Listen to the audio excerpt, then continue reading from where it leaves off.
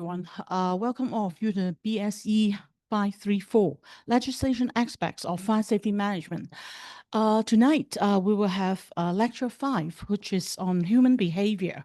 And we will look into crowd movement and also evacuation in fire. So as you know, in fires, we need to ensure the occupant safety, and the life safety is very important. So how the people can be evacuated and how they can escape safely from the fire scene is very important. Okay, I'm going to share the screen. Okay, so you may notice that we have, let me see, the PowerPoints, okay, which will be divided into several parts. First is the introduction. I will try to talk about what is fight and flight effect, okay, and some physical response of human being in case of fire or some frightening effect is received or perceived. And then we will look into human physiology and human psychology. What are their difference? And we will look into some examples. An overview of escape design concept will be followed. We will see some behavior response of fire and smoke, and some will be related to the, say, overview escape design concept. Fourth will be the evacuation timeline. So we noticed that there is some people who evacuate from the building, okay, when the fire occur. So the time needed for them to escape is the required safe egress time outset. Whereas the time when the fire-induced conditions within an occupied space or the building become untenable, that is the situation, for example, the smoke temperature, the smoke density, toxicity, and other gaseous content or concentration reached tenable limit, okay, then it will be the available safe egress time, ASET, okay. We will try to look into that as an evacuation timeline. Number 5 is the estimation of fire evacuation. Okay, we will look into the theory of calculations, how people move or the movement of people in case of fire. And some of the movement time and characteristics of flow will be introduced. Number 6 is the modeling approaches. Okay, so the modeling, for example, different types of fire model or simulation will be introduced. Okay, the type of modeling approaches. And finally, fire safety management plan. Okay, so we have the code of practice for fire safety in buildings with a section on the fire safety management. So this will include the maintenance plan, training plan, and also the fire action plan. Okay. Now, let's take a look at the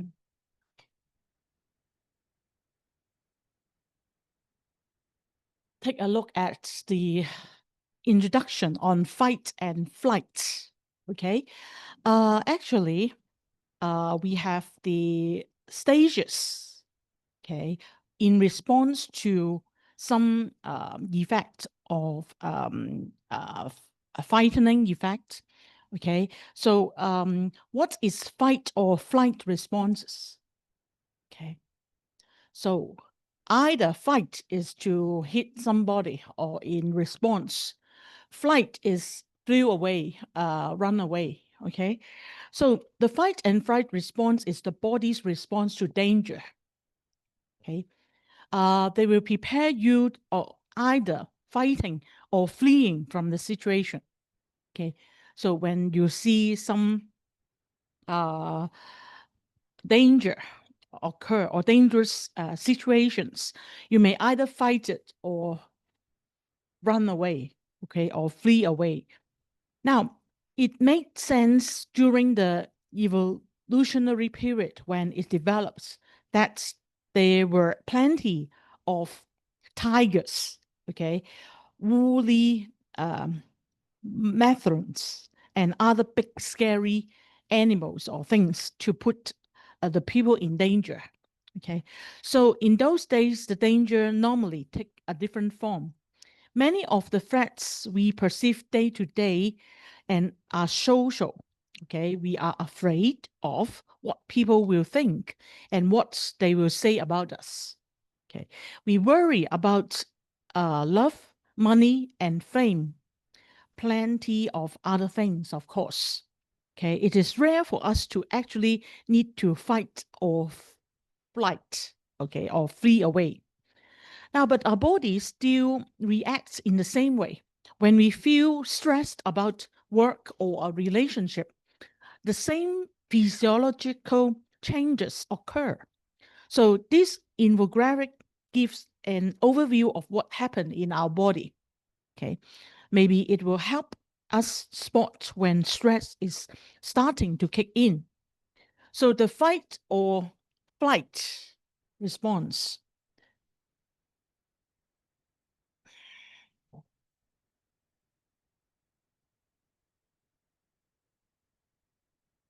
also known as acute stress response, refer to the physiological reaction that occur when in the presence of something mentally or physically terrifying. Now, this response is triggered by the release of hormones that prepare our body to either stay or deal with the threat or to run away. Okay, so 3 stages. Alarm stage, the central nervous system, the CNS, is ramped up and preparing our body to fight or flee. The second stage, resistance stage, is a stage in which our body attempts to normalize and recover from the initial elevated fight or flight response. The third stage, which is the exhaustion stage, is when the first 2 stages occur repeatedly over time, such as when we are under chronic stress. This can cause the body to feel exhausted and begin to break down. Okay, so the evolution of fight or flight responses represent some of our choices.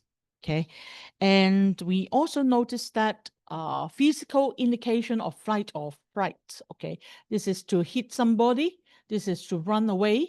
Okay, we may have dilated pupils. Our eyes will be dilated. Pale or flushed skin become white in our body or facial expression, trembling, shaking, okay, rapid heartbeat and breathing. These are some of the common phenomena of our body. And here shows a list, okay. On the right-hand side, we notice that what happened during fight or flight response. For example, the threat is an attack. The threat is an attack, harmful event, or threat to survival. Okay, so this is an acute stress. So the body's sympathetic nervous system is activated by this sudden release of hormones. And fight or flight response hormones include different names or medical names, but we do not look into details. And the hormones cause the sympathetic nervous system to stimulate the glands, which trigger the release of, say, further response in the body.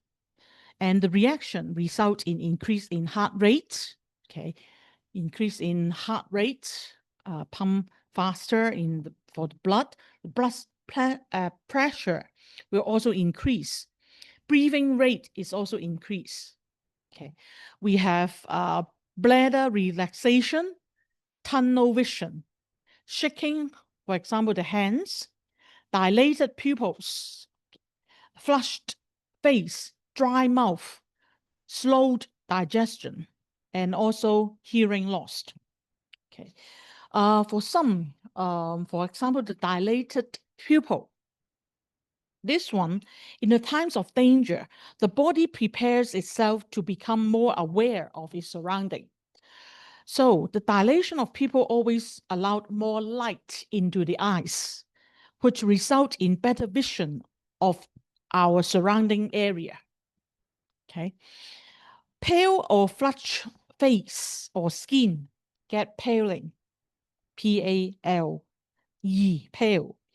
During the fight or flight, blood flow to the surface area of our body is reduced, while the flow to the muscle, the brain, legs, and arms is increased.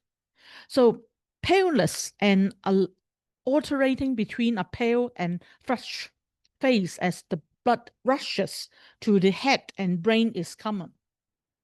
So in this way, the body's blood clotting ability also increased to prevent excess blood losses in the event of injury. We also have rapid heart rate and breathing. So the heartbeat and respiration rate increases to provide the body with the energy and oxygen needed to fuel rapid response to danger. Okay, trembling, shaking, trembling. The muscle tense and become primed for action, ready to fight or ready to, which cause trembling and shaking. So you can probably think of a time when you experience the fight or flight response. When faced with something frightening, we can feel the heartbeat quickening, and start breathing faster, and entire body become tense and react or ready to take action. Okay.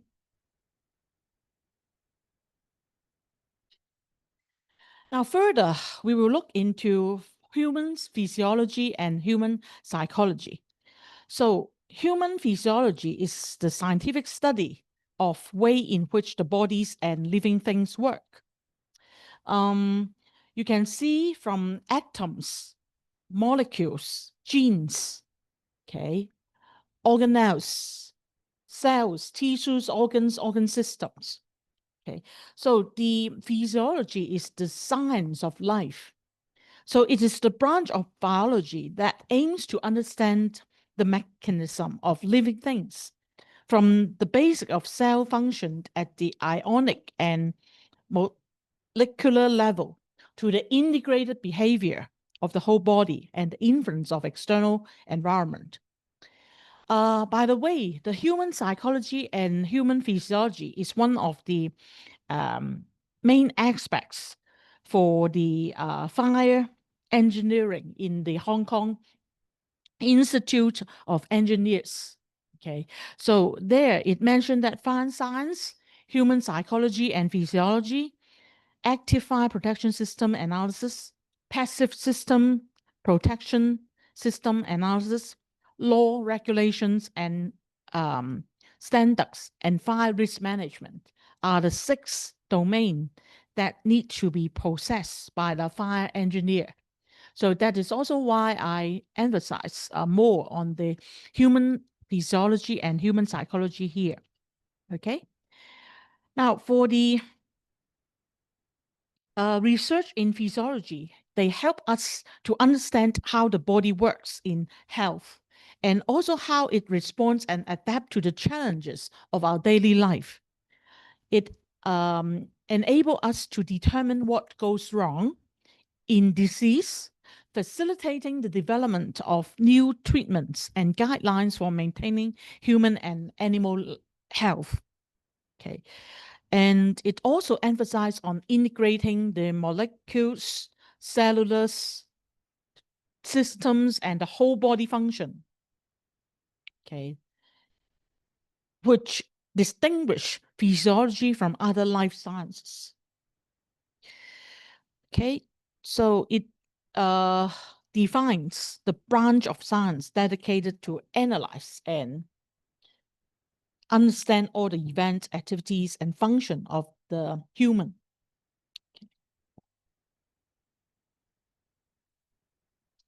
Now, in fact, it also considered how human bodies are supplied with energy, how they maintained with or maintain internal parameters, the way in which they gather, process information, and take actions, and creation of new generations.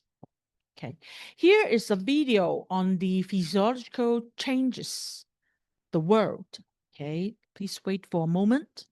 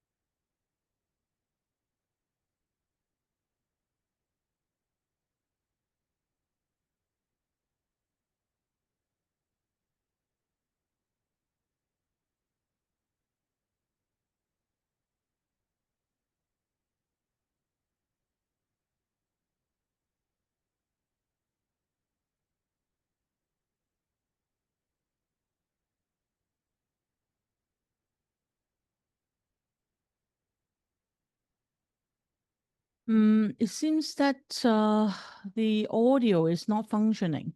Let me check quickly to see if we can solve it. Sorry about that.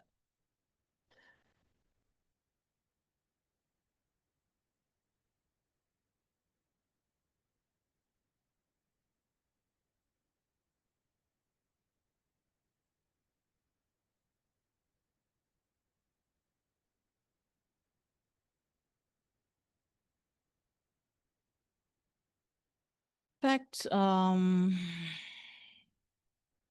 okay, if we cannot solve it, you may try to copy the link for your own view at home, okay? So I will not play it here. Maybe some problem with the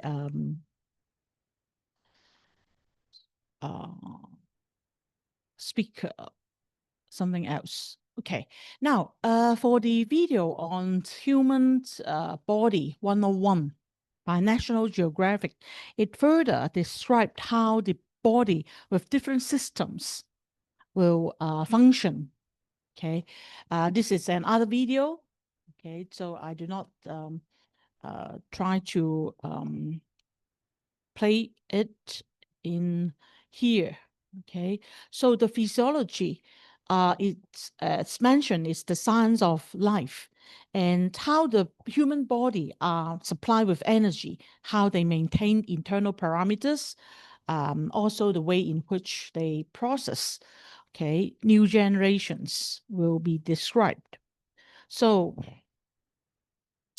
for the skeletal system, okay, it is the structure with the bones that will maintain the body strength, okay, skeletal system. Muscular system, okay, we have the muscles, we have circulation system or circulatory system, which is including the blood vessels, the blood, and we have also a number of systems that work together to maintain the homeostasis. Now, functioning of the body is regulated by the system. We also have digestive system besides a circulatory system. We have respiratory, reproductive, immune system, okay, nervous system, excretory system, and endocrine system. Okay, so this helps the body to function properly and maintain the normal conditions of our human being. Now, the musculoskeletal system explains the movement phenomena. So the chief system enclosed in the study of the physiology of human and their function includes, for example, the musculoskeletal system, which includes skeletal and muscles. The other's immune system is defense, the mechanism of the body. Okay. Now here, describe more details. Okay, I've mentioned the musculoskeletal with skeletal and muscles.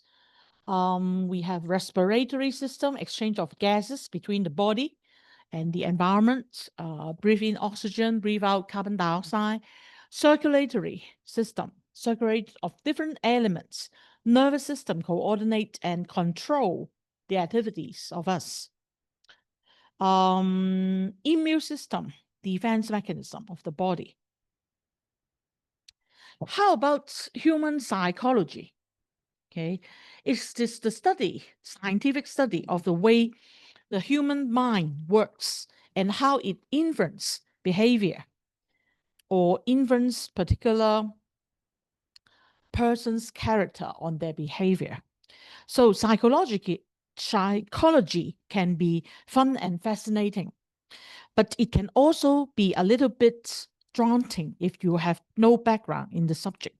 So if you start to study the social science, it can be helpful to start with basics, and it is not required in many high school or college intro to psychology class.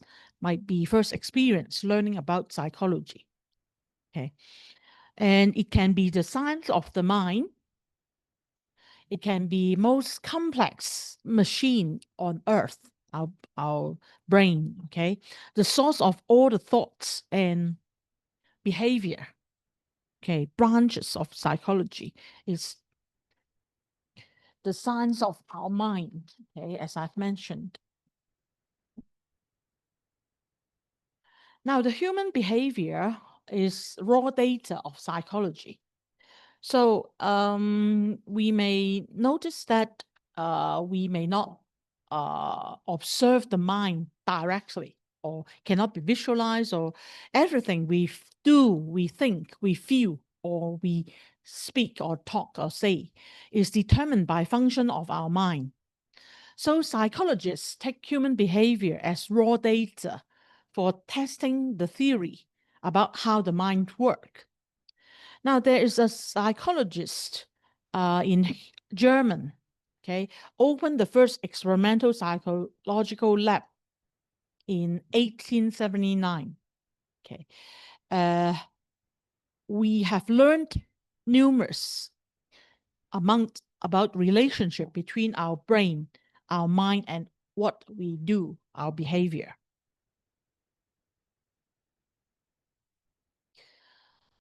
Where the psychology lies at the intersection of many different disciplines, which include biology, okay, medicine, linguistics, physiology, philosophy,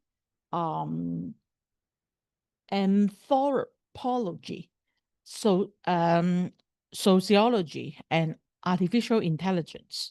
Okay, for example, the neuropsychology is aligned with biology. And since the aim is to map different areas of the brain and explain how each underpins different brain function, like memory or language, other branches of psychology are more closely connected with medicine. Health psychology helps people manage disease and pain. Clinical psychology helps elevate the suffering caused by mental disorder. Okay. So there are different branches. Any attempt to explain why the people think and behave in different way or way they do will inevitably link to one another branches of the psychology. Okay. Psychology also have different discipline. Okay. Which have clinical, cognitive, which include memory or the intelligence, development psychology, and also forensic psychology. So what are these different approaches to psychology have in common is the desire to explain the behavior of each individual human based on the working of our minds.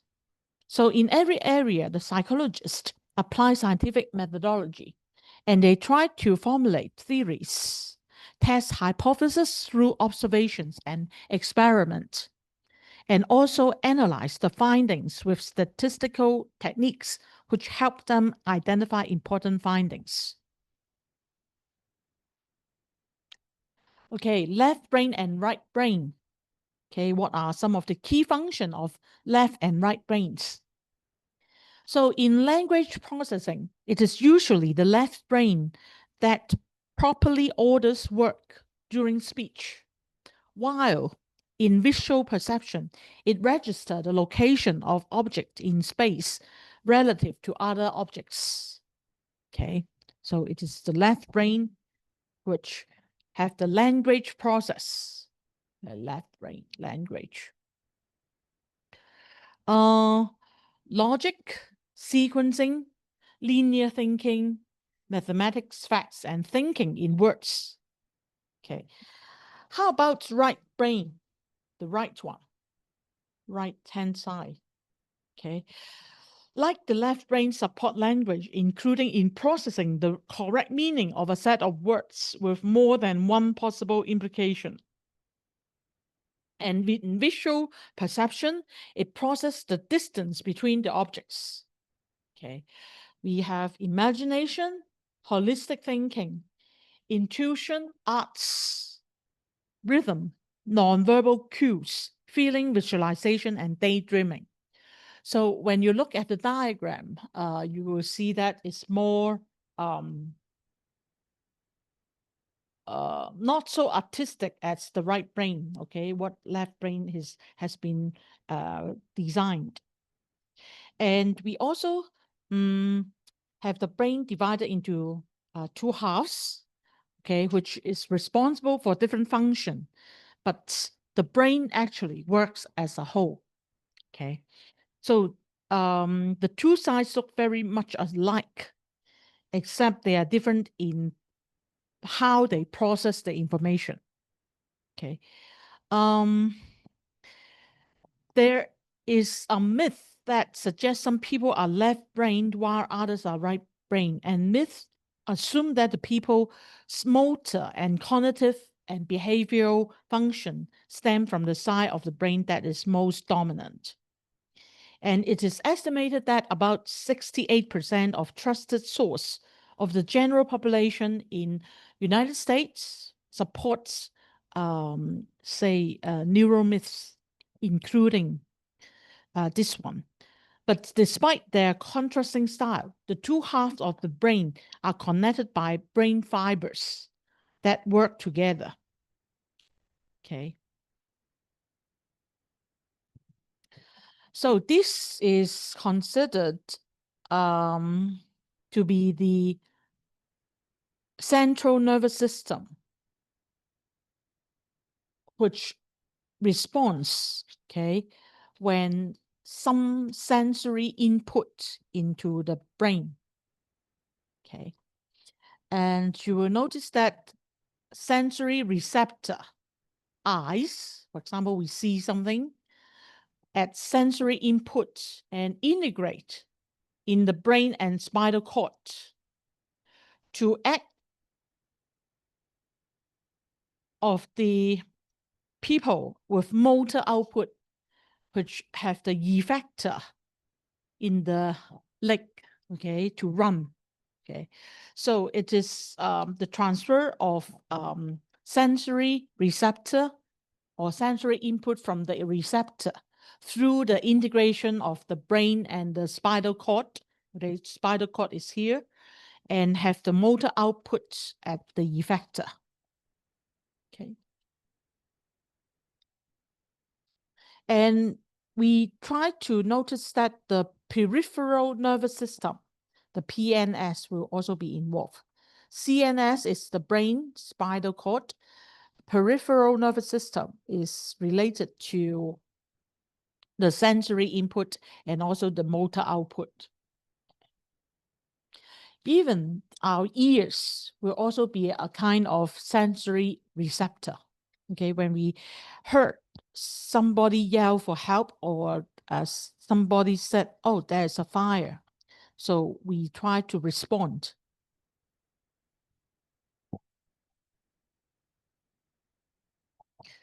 Now, the primary function of nervous system is to control and communicate information throughout the body. As mentioned, we have the sensory input, we have integration in the brain and spinal cord, and also motor response for evacuating, for example. Now, for the sensory input comes from many sensory receptors, which monitor changes occurring from inside or outside of our body. Now, the total sum of the information gathered by the receptors are called sensory input. Now, nervous system process and interpret the sensory input and decide what actions to be taken or should be taken. Now, nervous system activates the effector organ and try to effective organs such as the muscles, such as glands that cause response called the motor output or motor response. For integration, at a more integrative level, the primary function of the nervous system is to control and communicate information throughout our body. Okay, it coordinates, control, communicate with the input through by integration, have the motor response. Okay, so it is a series of actions. Now, it does by extracting information from the environment using the sensor receptor. And sensor input is sent to the central nervous system, CNS, which determines appropriate reactions to response. Now, for motor response, okay, once the response is activated, the nervous system sends signals via the motor output to muscles or glands to initiate the response. So in human, the sophistication of the nervous system allows for language, abstract representation of concepts, and transmission of culture, and many other features of society that would not otherwise exist. So main elements in neuron to neuron communication is having some electrical impulse travel along the axon of the neuron. Okay. So when signal reaches synapse, it provides release of some molecules which will bind the receptor molecules located in the target cells. Okay, so there are some neurons, more related to biology, but at least you know there is input, sensory input, integration, and motor response and their functions. Okay. Now, next part, we will look into overview of escape design concept. For this one, we have the means of escape. Okay. In the context of life safety, means of escape or MOE is an issue around which all the aspects of fire safety revolves. So this is to ensure that the occupant inside the building can move away from a fire to a safe place or place of safety. Like, for example, open area. And all aspects of fire safety revolved and resolved with a problem is to think thoroughly in details, think in details. So means of escape is the center of all the fire safety issues and the key of fire safety design and also the management issues. Now, definition of human behavior in fire. Human behavior in fire can be considered as the study of human response, which include awareness, people's awareness, beliefs, attitude, motivation, their decision, behavior, and coping strategies in exposure to fire, okay, or similar emergencies in building structures and transportation system. Now, study of human behavior in fire is likely multidisciplinary, involving practitioners from fields of engineering, architecture, computer science, mathematics, laws, and sociology. Psychology, human factor, communication, and economics are also involved in the study of human behavior in fires. So the basic or the primary focus of human behavior research and its translation into practice is to minimize the risk to people from fire. Now, this is achieved by generating and collecting quantitative and qualitative data on human responses that can be used to develop the human fire response theory. A comprehensive theory of human response is key to improve current fire safety engineering design, performance-based regulatory system, egress-related computational models, and fire safety management. Okay. And the ultimate goal of improving life safety analysis in performance-based design is to develop a comprehensive theory of human fire response. Okay.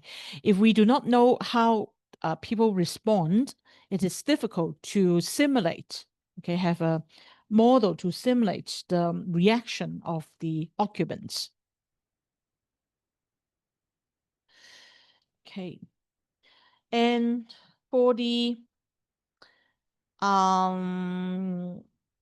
human response theory is to improve the current fire safety engineering design performance regulatory aspects. So human behavior is complex and there is more work to be done to achieve the goal. So a focus on case studies of specific building fires and also some research on particular aspects of fire evacuation has left the field of human behavior in fire with a series of partial theories rather than a comprehensive study of the human behavior. As a result, the human response in fire is often crudely categorized into two main periods. The first one is the pre-evacuation period, and the other is the movement period. Okay. And little understanding on the behavior process that taken place within each of them. Now, for the pre-evacuation, it estimates the time when ignition begins. Okay, so in fires, of course, we considered when the fire ignites or begins until the point when an individual or group of people begins purposely evacuated or having evacuation movement to the place of safety. Now, the time period in which the purposive movement to safety occurs is considered the evacuation or the movement period. Okay. So when the movement starts until it reaches a place of safety is the movement period. Okay. Pre-evacuation, that means before the movement begins. For example, when the fire ignites, we have the alarm or the cues. So the pre-alarm period of phase is the time from the point when the fire ignites begins until the point when the building alarm initiates. For example, hearing the alarm bell rings. And also the building occupants are exposed to cues from fire event, such as seeing some smoke or being told about the fire event by the staff member. Okay. And evacuation decision-making is the third part, okay, of the first phase, where the building occupants are exposed to or to seek out some cues, information from the fire event and others in the building. For example, after they process the information, must decide whether or not there's a real fire occur and how to protect themselves. For example, whether they start to evacuate or make decision on whether they evacuate or not. Now, for the protective action phase, when individuals engage in certain actions, for example, gathering personal belongings, getting their wallet, getting their purse, or assist others to prepare for evacuation, which allows them to protect themselves from or others begin evacuation before beginning evacuation. Okay, so these are some of the phases which are important to be understood. And because in certain types of building or emergency within the building, the pre-evacuation period can be significantly longer than the movement period in building evacuation. Additionally, the same type of decision and actions can be taken during the movement period, especially when the people are faced with additional environmental cues. So this help, okay, timeline of the human response helps to allow the engineer in understanding the current stage or state of knowledge regarding the entire process of human behavior in fire emergencies. Okay. And it is important to understood because the goal of fire safety or fire protection engineers is to ensure a particular structure or transportation system to provide appropriate level of life safety to the users. And with the life safety goal in mind, it becomes an almost impossible task to assess life safety without understanding how the structure or the transportation system will be used during an emergency situation. Okay. In fire, for example, an engineer must understand how the building occupant will respond to a fire in order to assess whether the building and the safety features or provisions provide an adequate level of safety during an emergencies. Okay, so we need to focus on communicating current understanding of human behavior in fires, including all the phases of human response, for use in fire safety and life safety analysis of the structures. Okay. Now, further on the right hand side, the bottom have a table on occupant response to fire threats. Okay. In each, the means of awareness, smelled smoke, okay, is 26%, as you can see, which is the highest percentage, having about 148 out of 569 occupants or participants. Notified by others is the second one. Noise, notified by family, saw the smoke, saw the fire, and have explosion. Okay, feel the heat is relatively low, 0.7%. As well as saw or heard the fire department is a bit too late. Efficiency went off. Electricity went off. Okay, and also the pets. Now for the behavior response to fire and smoke, we have individual as the center. Okay, and we have 6 physiological activities are being considered. We have recognition, validation, definition, evaluation, commitment, and resentment. Okay. In fact, for each, we have different explanation. For recognition, it is the individual who identifies the ambiguous fire cues as an indication of fire incident. For example, they see the smoke generating, the black smoke, and therefore become aware of the fire. Okay, this is what the fire cue, CUES, fire cues, is noted. Okay. Smoke, for example, flames, okay, indication of the fire incidents. For some laymen, the first cue of the fire can be very ambiguous and unclear. In fact, people may worry about something isn't right and at the same time optimistically hope that that is a false one. Now, we also have say recognition in fires means noticing the presence of smoke, flame, and heat, okay, being resulted. Warning from others is also significant cue.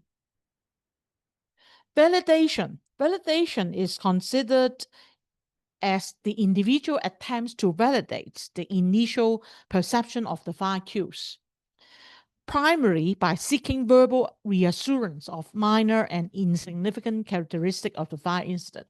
For example, and other roommates, okay, say that, oh, I also see the smoke generating from far away, okay, and reassurance verbally by others. Definition.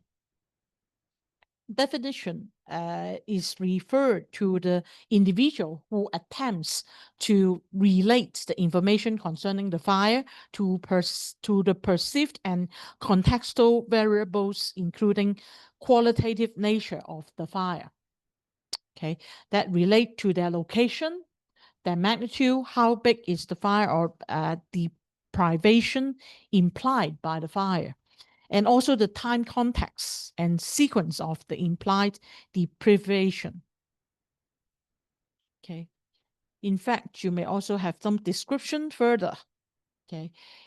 For different time from ignition, we have the occupant become aware of the fire in the initial stage. Occupant begin to begin life safety strategies, and life safety strategies complete and tenability limit is reached. Okay, so recognition, validation, definition.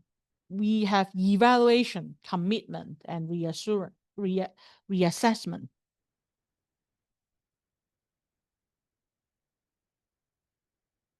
Now, for the evaluation, okay, it refers to the individual process to evaluate the fire incidents. Okay, and commitment consists of the mechanisms utilized by the individual to initiate the behavior response, which are necessary to achieve the behavior response strategies were formulated in evacuation process.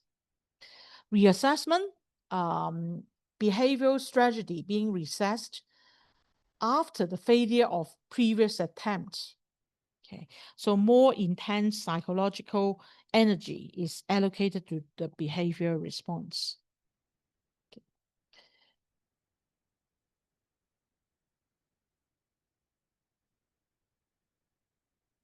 For the overview of the escape design concept, okay, life safety concept, we have different factors influencing the occupant mobility. Confined, for example, some mental patients being incapacitated with bedridden, that they need to stay in bed, okay, handicapped or infirm that is feeling sick or have sickness, handicapped with assistance, very young or very old at school age, okay, confined if released, normal adults or ethics. Okay. And we also have normal minimized zone. Okay. Uh, uh, the, the mobility or the occupant of the occupant mobility, whether they are having the ability to move around, okay, is considered.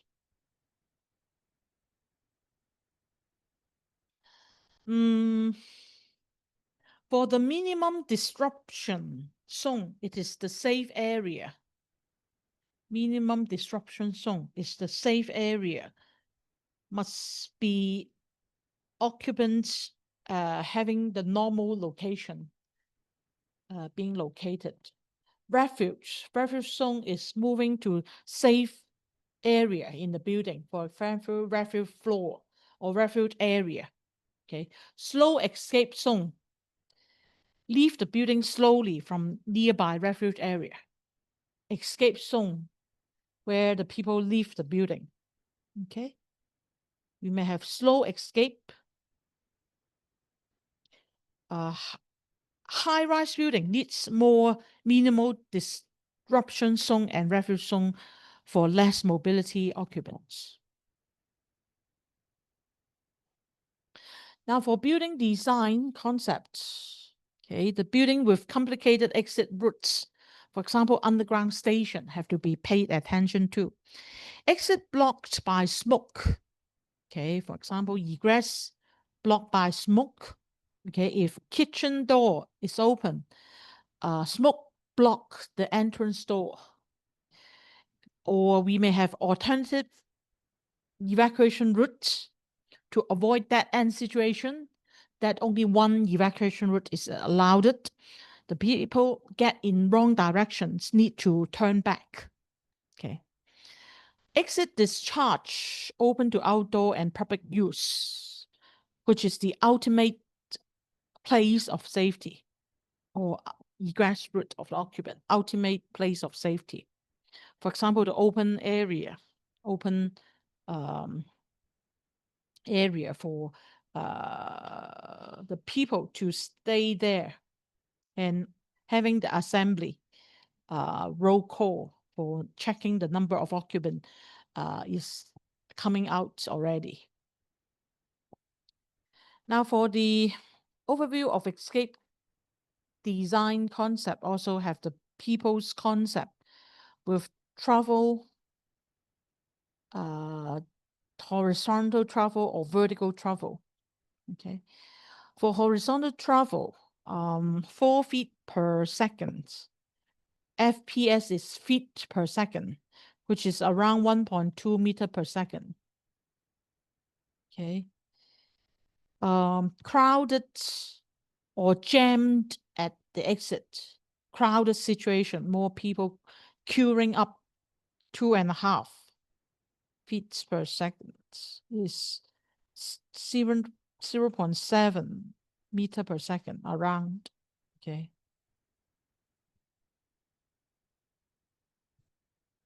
Or 0.8 or 0.7. Okay. Up and down the staircase, walking up and down the staircase, which will, the speed will reduce by 50% or more, usually.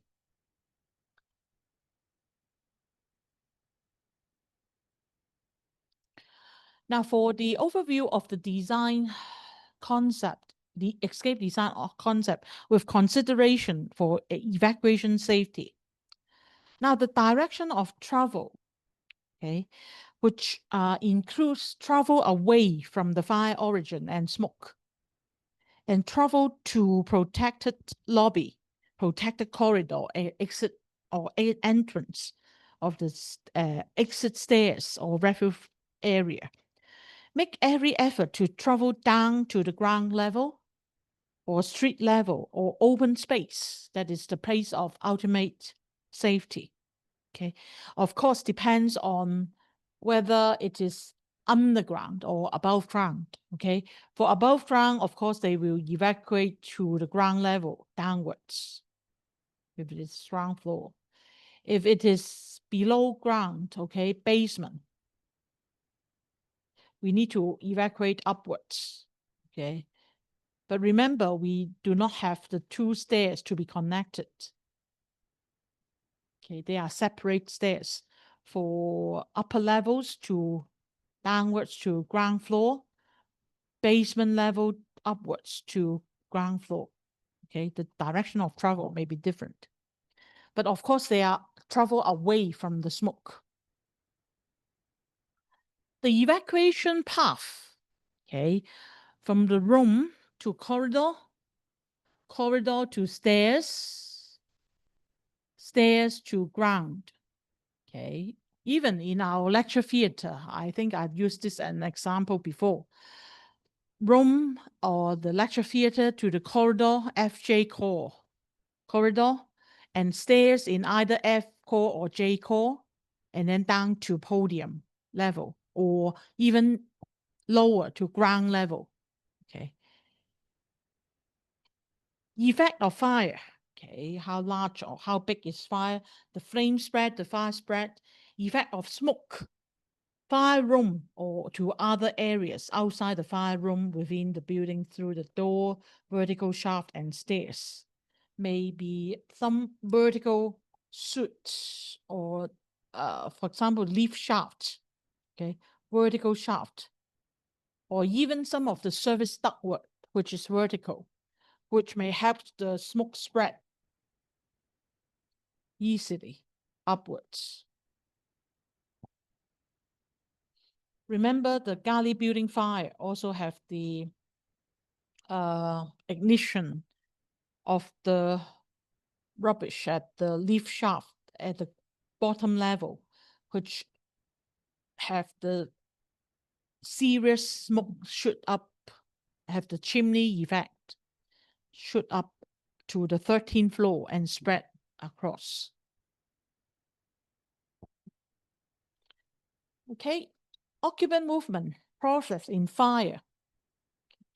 Now, we have different situation. For A, for ground floor, direct discharge to open space on street level. Okay. For situation, open plan office floor, we have directly entry to escape stairs without corridor. Okay. C is the general office building. We have multi-tenants, different tenants on one floor with corridor to connect the escape staircases. Okay. And for the balcony approach scenarios, okay, we have open balconies that are treated as, which is better than protected corridor, and have been reflected by the travel distance limit in the FS scope of practice. Travel distance in the balcony, open balcony, doubles the corridor. Okay. E is high rise having refuge floor. Refuge floor. F is, in general, most of the high rise building have escape stairs with protected lobby to enter the staircases. Okay. So the most basic one is A, situation A, ground floor, direct discharge to open space that is at street level. Okay, ultimate place of safety. You know, the final location is ultimate place of safety for all the cases, 6 cases. Okay.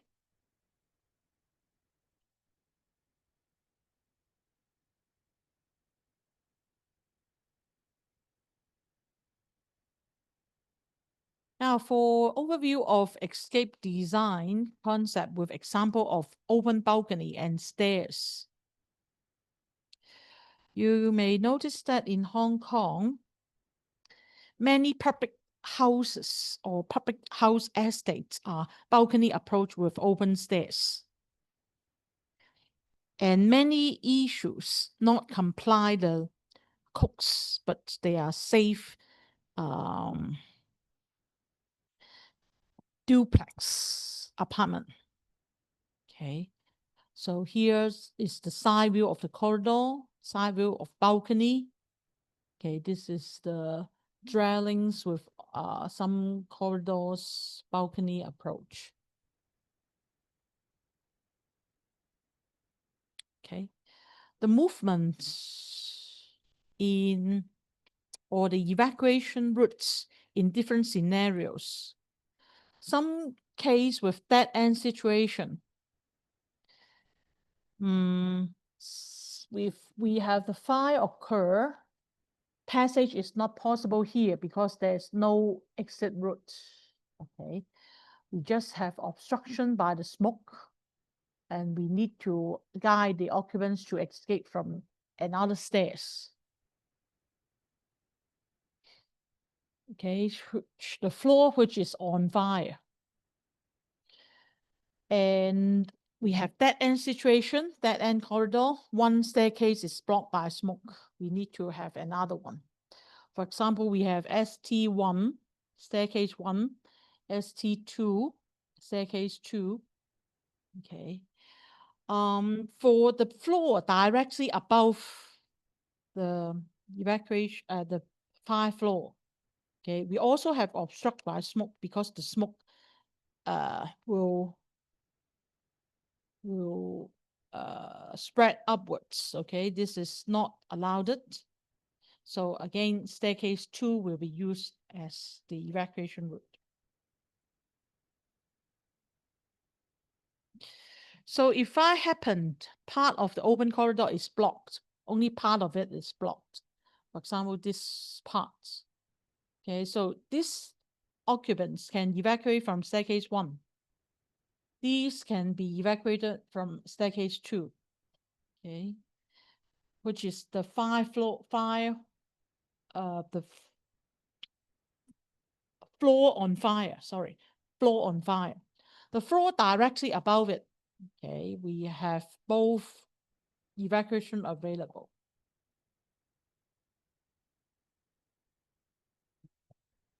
Now, stage of escape. The stage of escape, we have different parts. For example, the unprotected part, which is the incident room where the fire starts. We have the corridor, which is partially protected. Okay, it depends also on whether the door is open or closed. So the fire occurs in here. And partially protected corridor, and we also have protected part, which is the staircases and place of relative safe. In Hong Kong, sometimes we have double lift door, okay, to protect, have the protected lobby to be considered.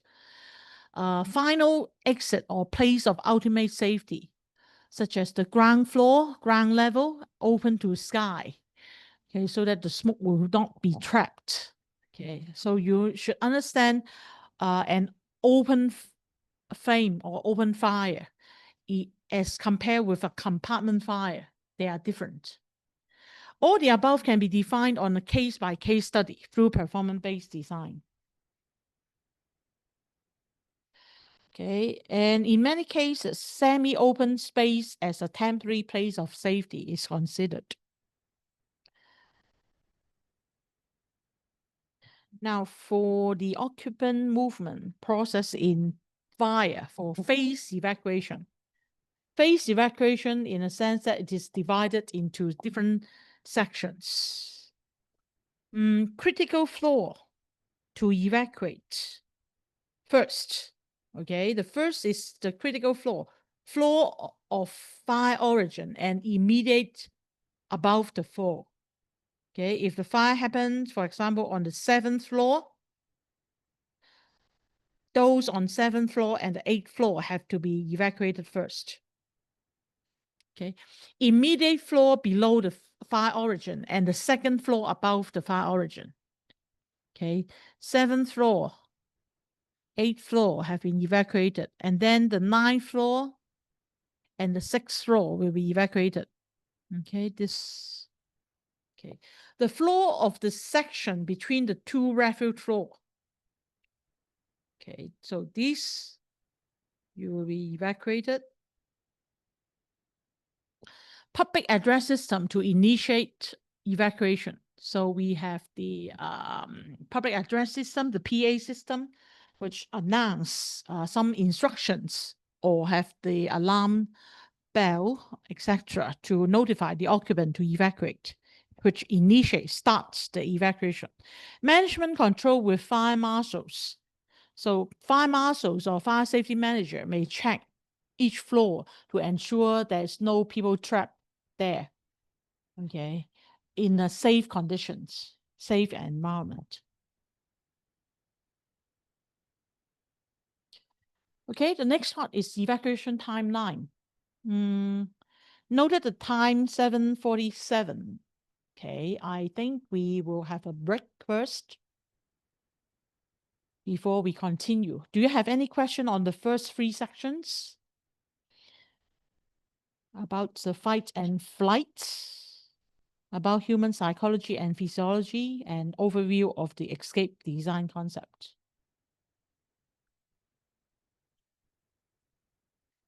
Okay, as mentioned, the human psychology and physiology is important. Okay, how the people respond, how they escape, evacuate, okay, which affect the pre-evacuation period and also the movement period. Okay. If you do not have a question at the moment, maybe you need time to digest. Okay, we will start again at 7:55. Okay, 7 minutes according to my clock. Okay, so thank you.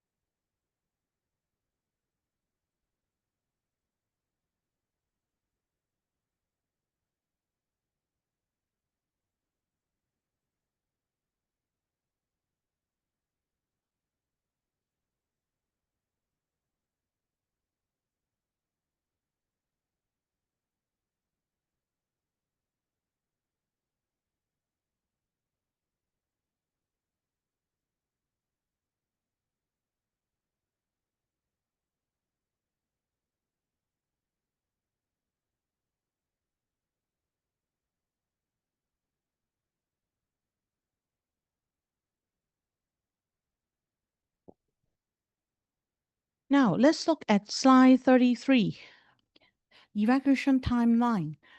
We have two main terms. One is called outset, which is the required safe egress time. Okay, outset, which is the acronym of these four words. ASET is available safe egress time. Okay, available safe egress time. So the difference is considered from ignition of the fire. Fire starts, and the fire starts, and then we have fire detection.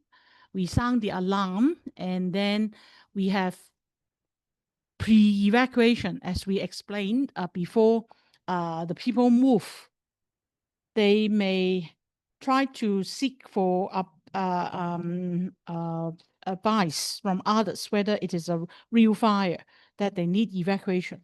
Okay, they may try to have assurance. Movement time is that they start evacuation. When they complete evacuation, it is the total time that required for them to egress or evacuate, which is the required safe egress time, which is this part. And in fact, there is a safety margin, which is considered when evacuation is complete and this hazardous condition is or safety factor, safety limit.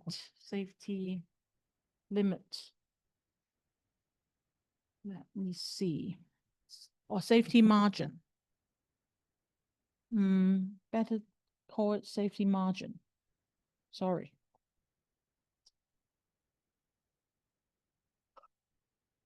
Or it can be a safety limit between the complete evacuation and the hazardous situation or condition to be achieved.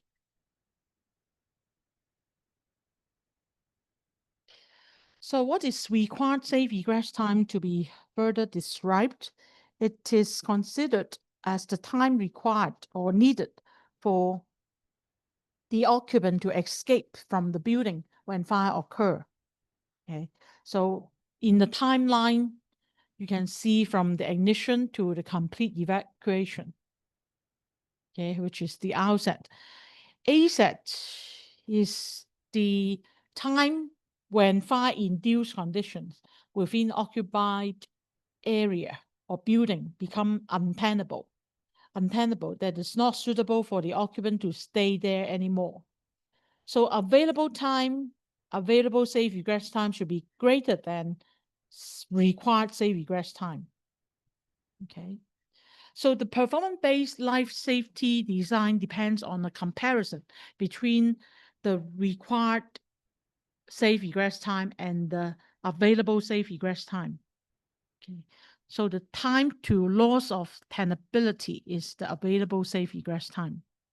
So both include a number of stages and a variety of processes and required a range of input data. So the problem for the design engineer is that while at all the stages tend to be addressed and to be obtained a realistic output for the analysis, some aspects are reasonably well understood and quantified, while others are often simple or oversimplified or ignored. Okay. And for the outset timeline, most emphasis is usually placed upon the travel time component, which represent the physical movement of the occupant, the evacuate, into and through the escape routes. However, the time required for the occupant to engage in a range of behaviors before the evacuation or the travel phase, that is the pre-movement time, often represent a greater component of the total escape time. Okay. So outset is a combination of several time period. Okay. TD is the time from ignition to detection. TA is from detection to notification of occupant. That is the alarm sound. Okay, this first two is depending on installed hardware devices. For example, the detector used, whether it is a smoke detector or heat detector, and also their sensitivity may varies. Okay, and therefore the detection time also different. TA is the alarm. Okay, A for alarm, D is for detector or detection and alarm system. Depend on hardware. For example, alarm bells. Okay. And we also have pre-movement. That is pre-movement time. That is the time between that when the occupant become aware of the emergency or the fire. And that's when they begin to move towards the exit. Okay. And this consists of the time required to recognize the emergency and then carry out a range of activities before traveling to exit. So pre-movement time, and we have the movement time, travel time. Okay. Now TO is the time of notification until the occupants decide to take actions. TI is the decision to take actions until evacuation starts, commence. TE is the start of evacuation until it's complete. Okay, so for each of the section, for example, for detection, warning, and pre-movement recognition and response time, most research on human behavior has been essentially qualified or have the qualitative. Now, this has revealed the complexity of the human or the occupant behavior during fires and the importance of this behavior with respect to escape time. Now, in many cases, they comprise the greatest part of the time required for escape. Despite this, there has been little attempt to quantify the wide range of behavioral phenomenon and the interaction between them, so that it is difficult to apply them to escape time calculation. So let's look at some factors influencing evacuation. For occupant factor, we usually consider the occupant load factor or occupant density, which is number of people per meter square.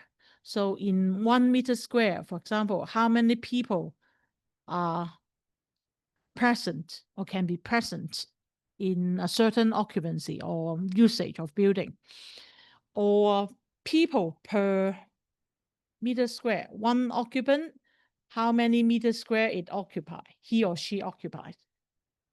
Okay, so this is per people and this is per meter square.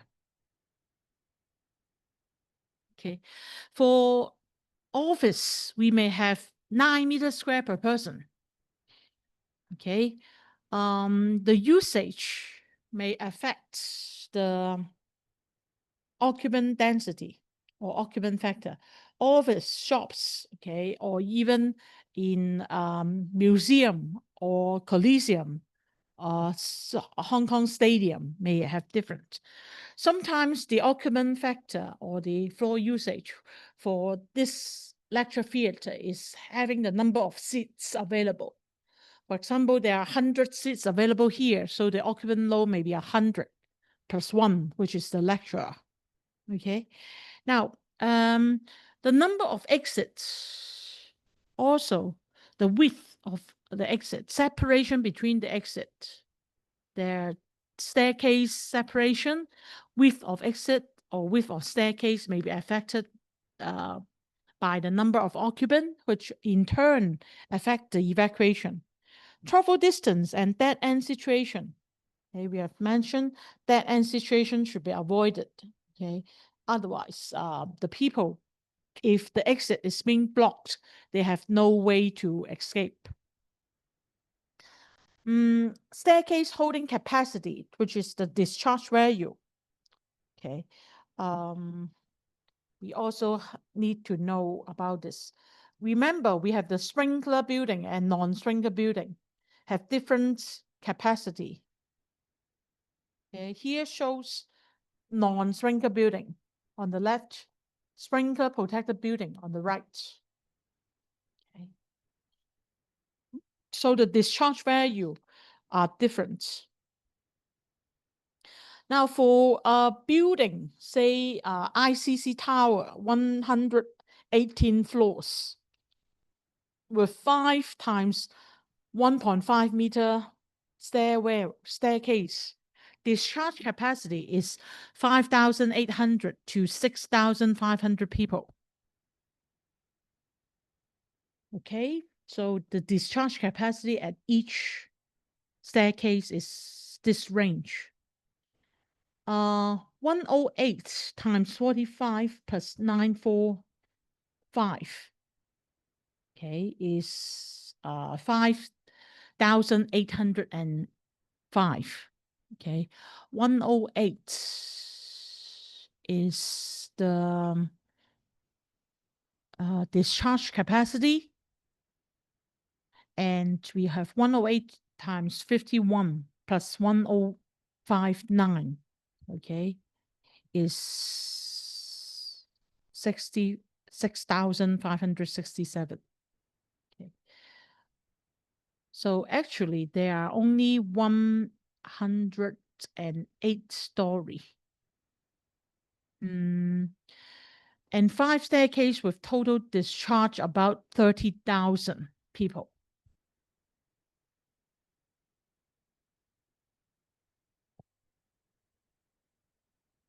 Okay, should say 118, the first 10 story. Okay, the first 10 story have 945 occupants.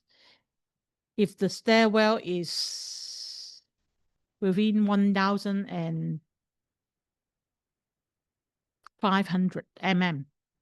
Okay, for each of the 108, 118 minus 10 will be 108. So the numbers multiplying 45, okay, plus 945 will be the minimum. And 108 times 51 plus 1059, okay, which is the maximum. Because this is 1,500 with the staircase width to be considered.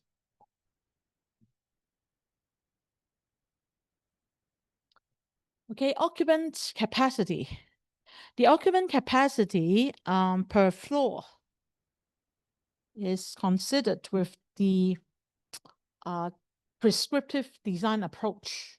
Okay, the number of people in each floor is the area of the room divided by the space factor, floor space factor.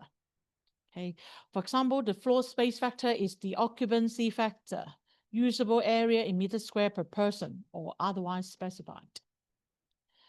Area of the room is the usable floor area in meters square. So there are cases or argument between the some panel members and fire engineers that should use usable floor area or the gross area or the construction area. Okay, usable floor area is usually about 70% of the gross area or the construction area. So if use the construction area, the same number, for example, 9 meters square per person or occupant, the number will increase and more stairs are needed. It is more conservative and cost more investment and resources.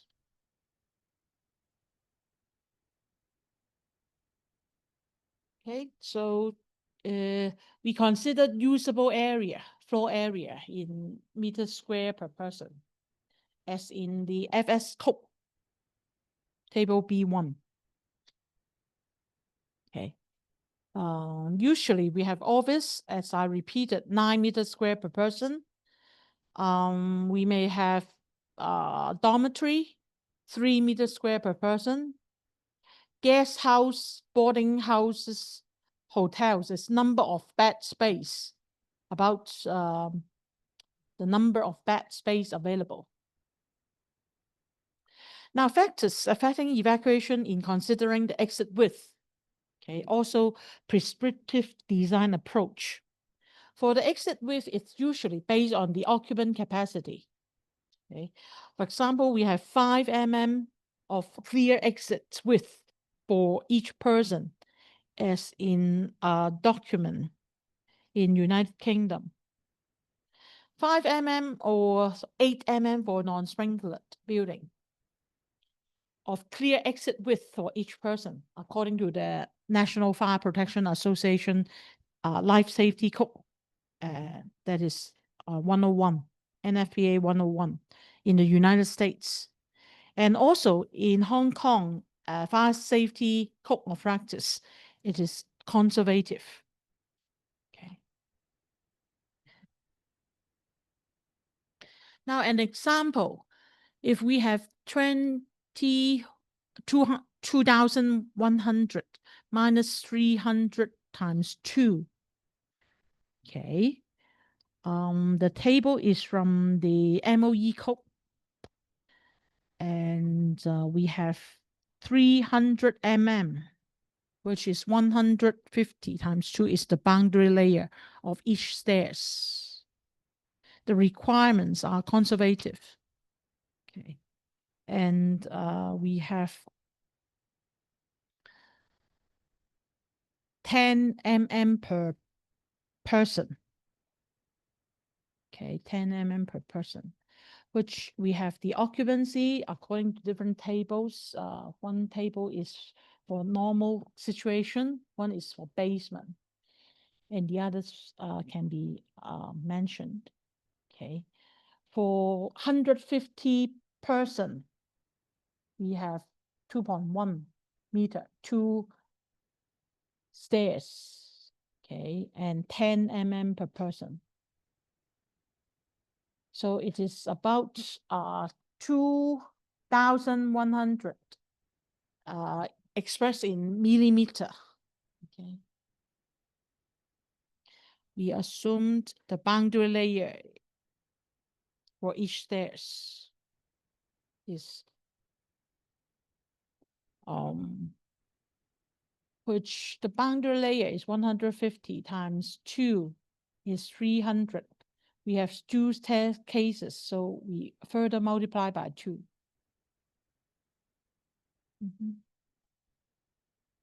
So this refers to the boundary layer.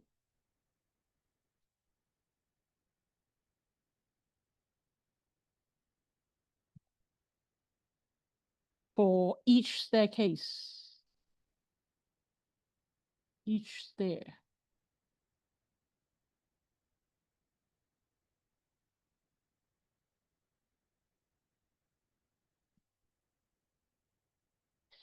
Now, for the discharge value for the required staircase in sprinkler protected building, okay, we further notice that they are according to different width of the required staircase and the number of stories served. Okay, additional number of stories added, each will add a discharge value of, for example, 45 or 51, depends on the width of the stairs. Now, for the timeline for evacuation, from ignition or incipient stage, okay, we have the initiation of combustion. For example, we have ignition source to start the fire. We need to have the sources of energy that initiate combustion. And we also have ignition temperature. For example, the minimum temperature at which the combustion can be ignited or initiated under specified test conditions. For the growth stage, we have slow, medium, fast, or ultra fast, or T-squared fire curves. Depend on the fuel type, the weather condition, and also the ventilation.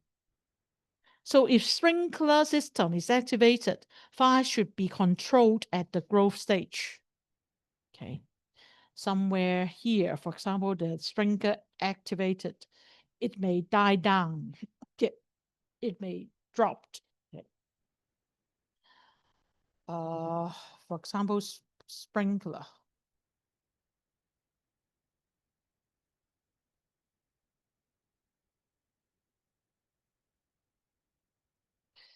Sprinkler being applied. Flashover, which is the steepest slope for the heat release rate. Okay. Smoke temperature about 600 degrees Celsius, radiation heat flux over 20 kilowatt per meter square.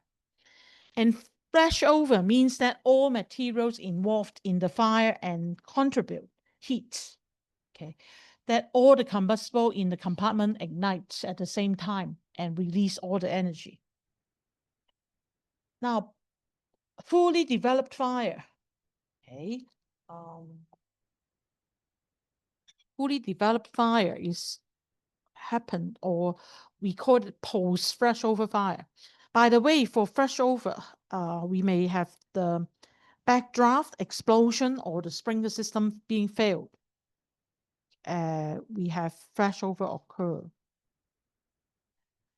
For fully developed fire, we may also call it post flashover fire.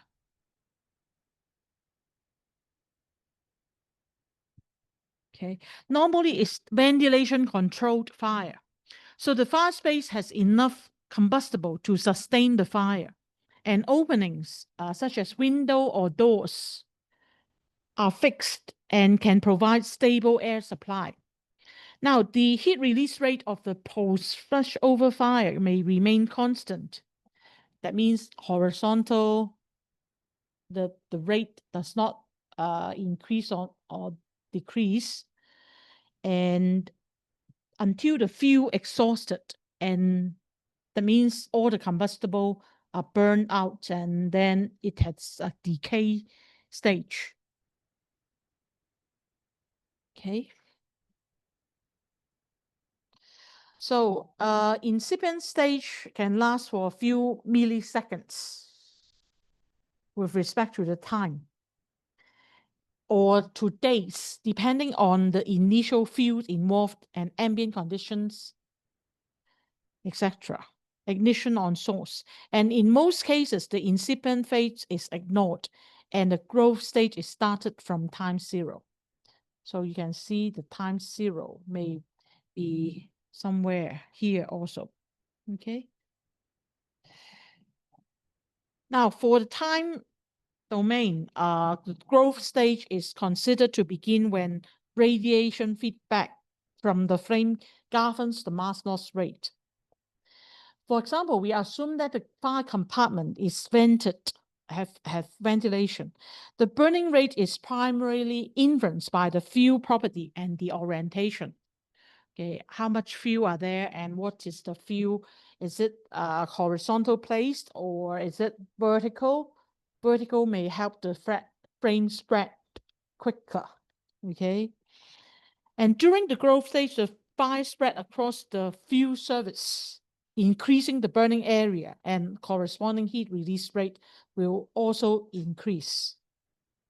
So the mass loss rate is assumed to be independent of the fire enclosure and governed more by the flame spread rate. And growth stage is also important aspects of the design fire, which typically modeled by the T-square fire. T-square rate of fire growth. Okay. And the ability to predict flame spread through empirical models had encouraging results, but is limiting to comparatively simple geometry, such as the room corner. Okay. Some research on the growth rates of complex objects like upholstered furniture and complex storage areas is ongoing. So the fire safety consultants are forced to use experimental data or correlation to estimate the fire growth rate. With respect to time, as mentioned, the flashover, although no universal acceptance definition of such term, it can be described as a transition from the developing fire to the full room involvement.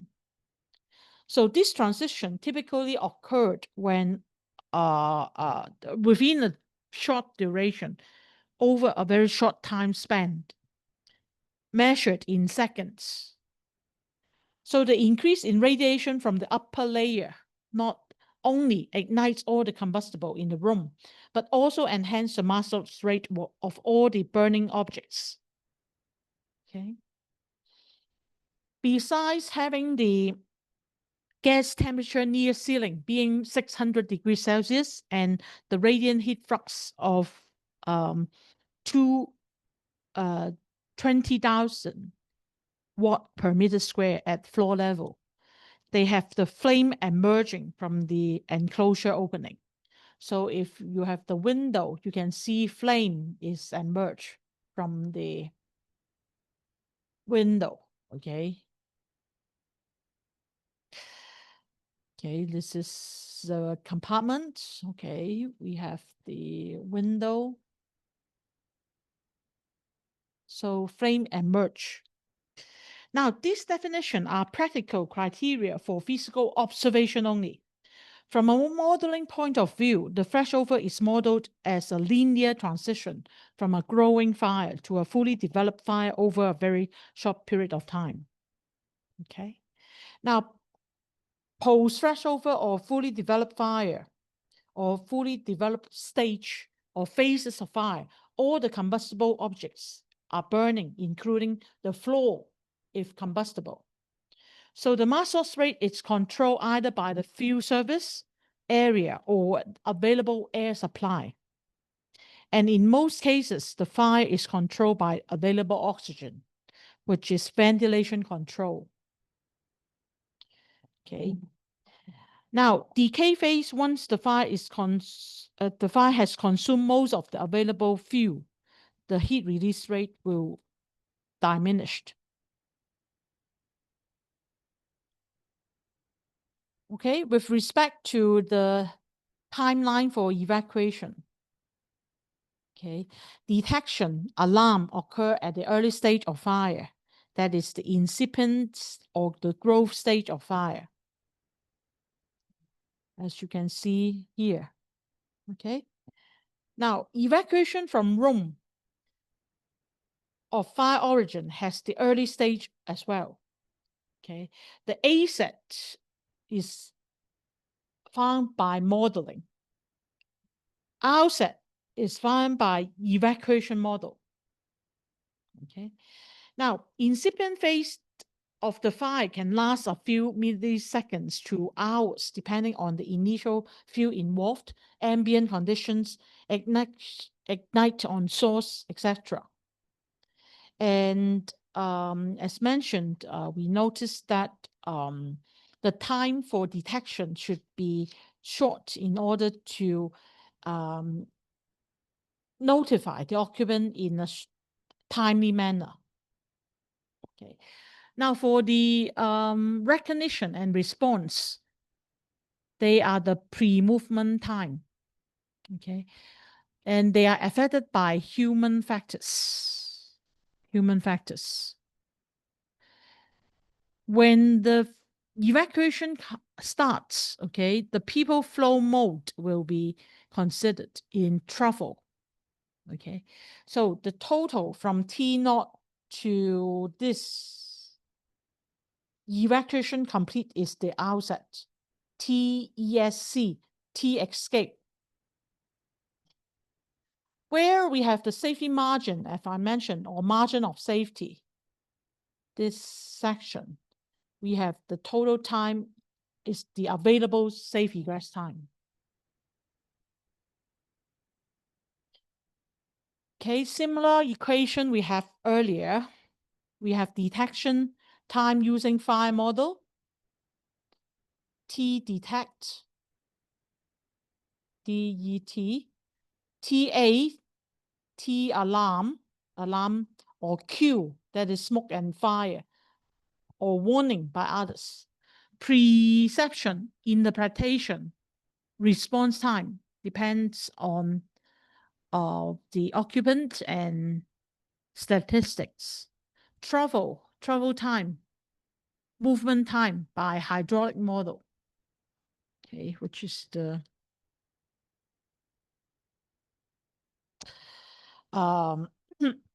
requires safe egress time. Now, there are some factors influencing evacuation. So the principle suggested as a model of people's behavior, there are certain decision process one has to go through before evacuation action.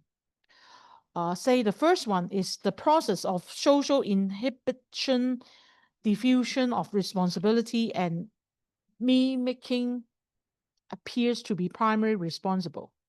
So the process of social inhibition, okay, social interaction of different people, different types of people, their diffusion of responsibility, what are their duties, and copying, mimicking appears of primary responsibility. So the behavior of the individual varies relative to their gender. Okay, different gender, male or female, may be having different behavior, social culture, and personal experience. Whether it is a young, fit adult and having a disability.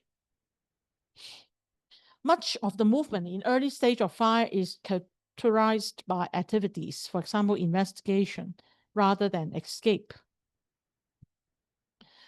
Fire alarm cannot always be relied upon to prompt people to move immediately to safety.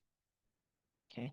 And as long as an exit is not seriously obstructed, people have a tendency to move in a familiar direction. So where you come in, you are intended to go in the same direction to go out. Individuals often move towards and with group members. Maintain proximity as far as possible with individuals to whom they have emotional ties. Friends, colleagues, family members, okay, they know each other. Okay, they may group together to evacuate. There are some non-adaptive behavior, for example, panic behavior, okay, which is usually caused by inadequate amount of information available. Re-entry behavior, they try to grasp what is left behind, or they may try to rescue their family members, okay. Even in the typhoon, earthquake situation or flooding situation, they may try to go back, re-entry of the scenery to rescue people or to grasp their belongings. Deaths in large-scale fire attribute to panic are far more likely to have been caused by delays in people receiving information about the fire. Okay, so panic behavior is usually caused by inadequate amount of information, whereas re-entry is the behavior negatively affects the efficient and effective egress of other people in the building. Whereas the occupant firefighting behavior, okay, predominantly male, okay, than female. Now, the individuals are often emotionally or economically involved.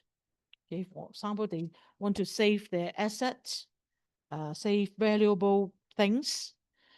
Occupant movement through smoke. So people are often prepared, if necessary, to try to move through the smoke despite the danger that may be present. Handicapped and impaired occupants are generally assisted by other evacuee or emergency personnel in case of emergencies. Now, this flow chart indicates the behavioral effects the decision process of individual in fires.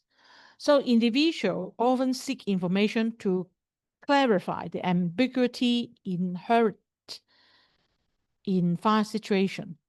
So when an individual decides to take actions in response to perceived fire danger, that action may or may not contribute to their evacuation. All actions, however, impact on evacuation efficiency. For example, we may have investigation behavior, which often includes action to determine the sources, reality, importance of the fire alarm or other warning. We have wayfinding, okay, wayfinding, merging conflicts, and wardens, okay.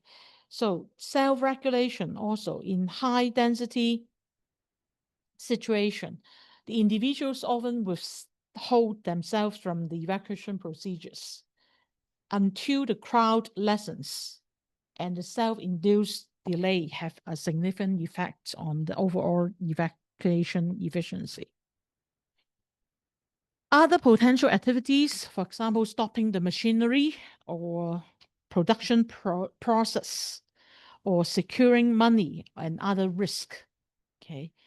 Complete transaction at the retail counter, okay, pay the money and receive the money, seeking and gather together children and other family members, fight the fire, possible activities not fully contributing to effective evacuation, alerting others. So the actions taken, for example, you seek information, investigate whether it is real fire and report it. Escaping danger, flee, okay, evacuate, go run away, take refuge. Rescue, okay, try to rescue or remove property or people or property.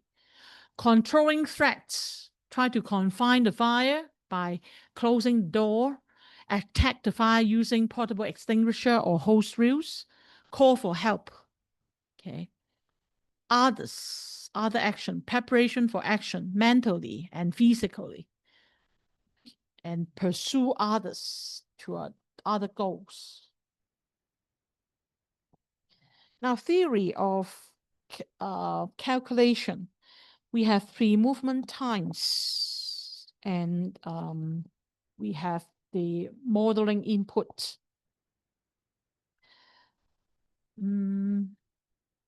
For the pre-movement time, not easy to estimate. We need to consider recognition, that is perception and interpretation and response. What is the action should be taken? Human behavioral dependence, okay.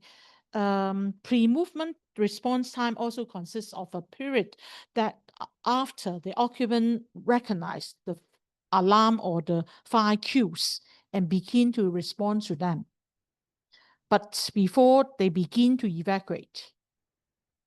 So during the response process, the occupant stop their normal activities and engage in a variety of activities related to developing emergency.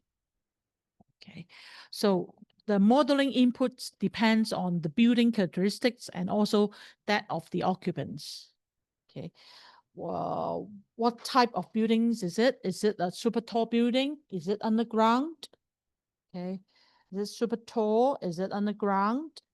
Is it deep underground or have large span like the railway stations? Is it a large tunnel, or is it having a large atrium? Okay, different characteristics may be involved. Occupant characteristics are more related to how the occupant move or the movement, mobility, whether it is transient, whether they have slipping risk, okay, etc. For building characteristics, the type of warning Building layout and wayfinding are related to the building characteristics. Okay, what I mentioned earlier, the different characteristics included for different types of building may affect the layout, how to find their ways. Is it maze-like, or is it an open area that you can see all the exits clearly? Visual access, okay, how to identify the exit, the routes, the doors, signs, and lighting, a sufficient lux level at the floor area. Fire safety management, whether there are trained staff and emergency procedures being considered. Maintenance of the appliances. Frequency of false alarm that is affecting the cry wolf syndrome. Overseas research figure. For the pre-movement time, we range from 2 minutes to 25 minutes, taking an average of 9 minutes in residential area, at home or apartment, domestic function. Vary with quality of alarm. Is it having a loud sound? Okay, what is the dBA allowed it? Office, 50 seconds with the presence of drill. Okay. Practice, 5 drills, 50 seconds. Retail, 25 to 55 seconds with trained staff. Try to guide the occupants how to evacuate.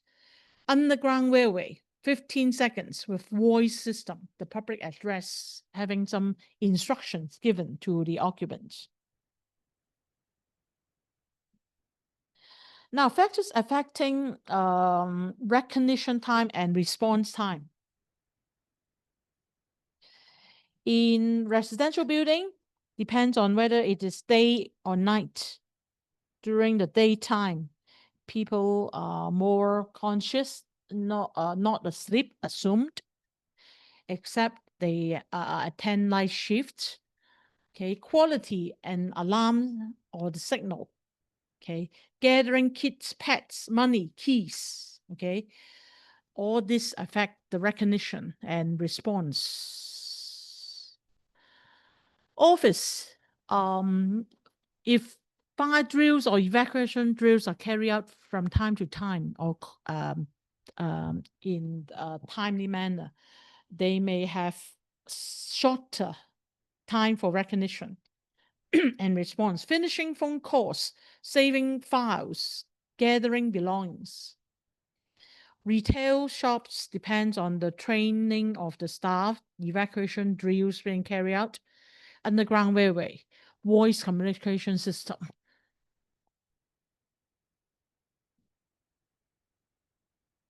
For the pre-movement time, if we considered occupant types, okay, they may be given in minutes. Okay. For example, the office, commercial or industrial buildings. Okay. It assumes that the occupants are awake. They know, they're familiar with the situation.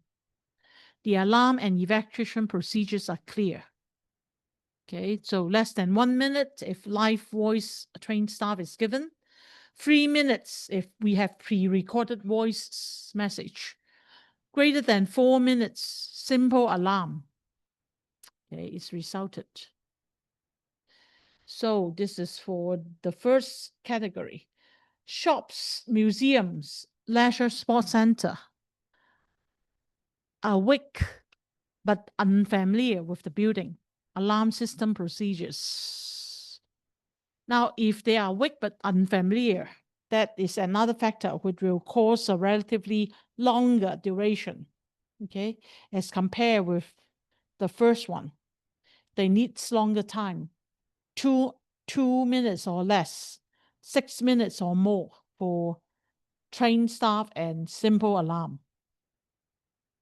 Okay. If it is dormitory, residential purpose, mid-rise, high-rise, people may be asleep, but are predominantly familiar with the building. Okay, so this is compared with the first one because people are asleep as compared with people familiar with the situation, environment. So less than 2 minutes, 4 minutes, and greater than 5 minutes. Hotel, asleep and unfamiliar, okay, even longer duration, or similar to shops and museum. But for the pre-recorded voice, it is 4 minutes as compared with 3 minutes. Hospital, nursing homes, significant number of occupants need assistance. Okay, they need help. Even longer duration is necessary.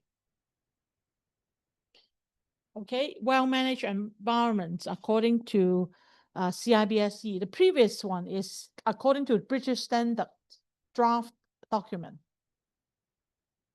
CIBSE, okay, residential purpose, free movement time in minutes, institutional or health, office, shops. Okay. Seems to me that the British Standard is clear in a sense that it describes the situation or condition of the occupant, whether they are awake or familiar or asleep or unfamiliar or having necessary assistance required. Range of time in response to different warning system. Estimate the range of times in response to different warning system. Live direct public address system. So clear instruction is expected. Closed circuit television, CCTV, monitor where the location of fire is and give correct and direct information. Best scenario, less than 1 minute. Average, 2. Worst scenario, 3. Non-directive pre-recorded public address is a bit longer. Two times longer. 2, 4, 6 instead of 1, 2, 3 minutes. Okay, informative fire warning. How about just alarm bells?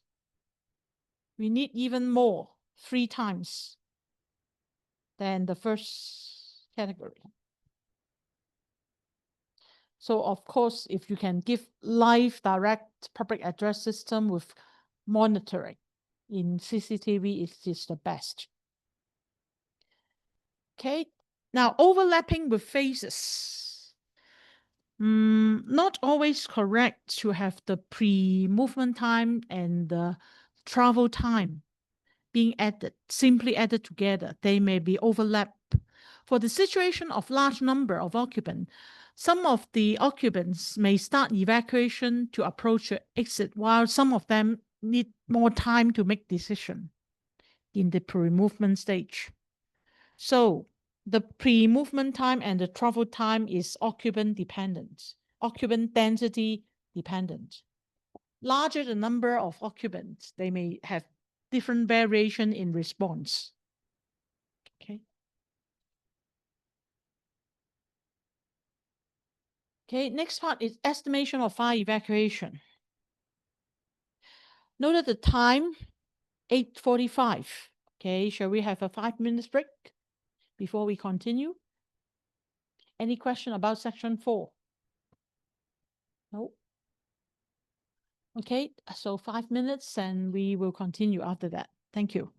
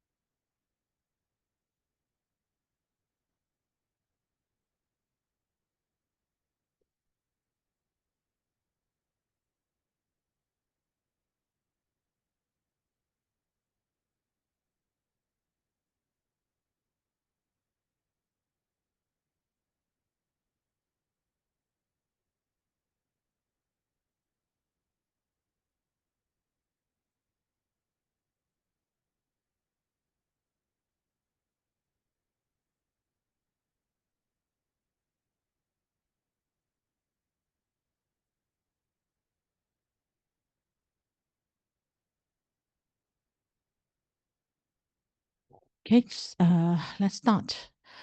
By the way, this will be the last lecture that I delivered with you, at least in this month. Next time will be Dr. Huang's lecture.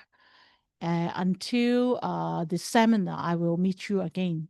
I will attend your seminar. Okay, anyway, I will quickly finish it because 9:30, there's another class, which is on ethics, something like that. They have late class. Now, for the estimation of fire evacuation, the theory of calculation depends on the occupant characteristics. We have the numbers, the density, whether they're familiar with the building, where are they, the distribution, and what they are doing. Okay, whether they are asleep or awake, the physical and mental ability, and whether they are free to move or having wheelchair, walking sticks, social affiliation, role, and responsibility. As mentioned, they may try to gather together to evacuate with those who are familiar, their family, their colleagues, their friends, location, and commitment, whether they have responsibility or duties to be carried out. Now, focal point of quantitative analysis, responsiveness, which is their response before they evacuate, pre-movement. The occupant condition, what is the travel time, curing time, and time of passage? Okay, the travel time. Now, the people movement, they may have separation. They are pacing zone, the pace one step wide, the sensory zone, okay, have the certain distance or separation between each other usually. There are different parameters, okay. When distance between two people is close to some stage, the walking speed will slow down and keep the comfort distance between each other. Okay. Sometimes when you find that a stranger standing close to you, you will try to move away a bit. So that is a comfort area around you, around us. So walk on horizontal surface or ups and downs the stairs may have different speed, okay, being affected. Normal speed may be 1 to 1.2 meter per second. When you rock around, 1.2 or 1 meter per second. Up and down, about a percentage reduce. Fluent level of service. Define 6 level of service, A to F. Apply to walkway. Okay. For emergency movement, level of service C, D, E, F. C, D, E should be applied. So for service A, the people are farther apart, okay, and their walking speed is about 79 meter per minute, and the occupancy is about 3.3 meters square per person, or even greater. Okay, they are virtually unrestricted, so they are free to move around. Okay, and approximately 25% of the maximum capacity. Okay, walkway B here. Okay, a bit closer, 76 to 79 meter per minute, approximately 35% of the maximum capacity. C, okay, 70 to 76 meter per minute, about 40 to 65% of the maximum capacity. D is even closer, 61 to 70 meter per minute, about 65 to 80% of the maximum capacity. So some probability of momentary flow stoppage when critical density might be intermediate reach. So sometimes when you walk too close and you need to stop for a while before you take the steps again. Walkway levels of service E, okay, 34 to 61 meter per minute, about 0.5 to 0.9 meters square per person. Okay, and walking speed are restricted and frequently reduced. How about F? 0 to 34 meter per minute, about 0.5 meter per second or less. And crossing and reverse movement are impossible. Passing is also impossible. Cannot walk past. Here, she can walk past another one, but here it's too crowded to do so. Okay, so in fact, the description are further described in wordings in slide 61 to 63. So the design recommendation for different level of service, they may be preferred in different types of building. Level A, public building, plaza, without severe peaking characteristics. Level B, high type of design of transportation terminals. Okay. Level C, heavily used transportation terminals, public buildings. Level D, probability of intermittent reaching critical density. Okay, momentary stoppage of flow because it start to be crowded. If E is even worse. Okay, assume design conditions, adequacy or passenger holding area at critical design sections. Level F, not recommended. Now here shows the flow along walkways. And we have A, B, C, D, E, further described at different meters square per person. So for the density, it's a range of 2.3 to 0.5 meters square per person. Okay. 2 to 3, 2.3, 0.5, somewhere in between. Flow in range of 0.5 to 1.4. And walkway service is C to E is recommended. It depends on different types of building, of course. Okay, this shows in stairs, okay, along stairways. Now, movement time, flow is equal to speed times density times width. Okay, we have ground movement being the quantitative specified using these three fundamental characteristics: speed, density, and width.